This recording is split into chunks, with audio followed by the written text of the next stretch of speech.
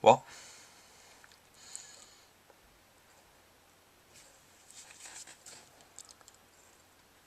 Wait. What? Am I seeing? Am I seeing that properly, or? Yes, I am. I'm seeing that properly. Oh yes, the Undertaker has returned to the WWE. You know what? I could deal with the fact that it's going to be Undertaker and Triple H at WrestleMania 28 one more time, even though I don't want to see it. I could deal with the fact that it makes little sense for the Undertaker to come out and challenge Triple H, even though he's beat him 2 times already. But the one thing I can't deal with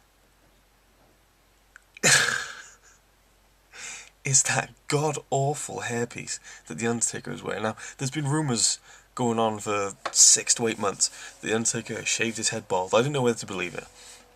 Obviously he has. So now he's come back with a wig. A black shit wig. Now, it worked for Kane, you know what I mean? It doesn't look great on Kane, but, you know, he's got the mask and everything. It works. Okay? Undertaker's wig does not work. Now, it sounds like a petty thing to be annoyed about, but is it really? I mean, what is The Undertaker? Above all else, he's a character. And when you have a dark, mysterious character, what's the most important thing about that character? It's look, it's presentation. And what look does The Undertaker have? Tall, dark clothes, long black hair. Long black hair. So if The Undertaker came out and he was short, you'd say something, right? If The Undertaker came out in a white dress shirt, you'd say something, right? His hair was... maybe it didn't bother some people. I don't know, but it kind of was shorter than usual. It was kind of curling in a little bit. I mean, it looked like some kind of 70s teenage girls do, but dyed black. You know, it looked like one of those little Jewish kind of things going on.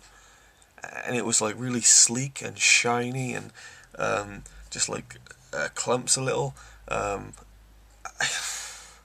the worst thing I think was that it was so black that it really, like the contrast between his white pale face and the black hair was not natural whatsoever.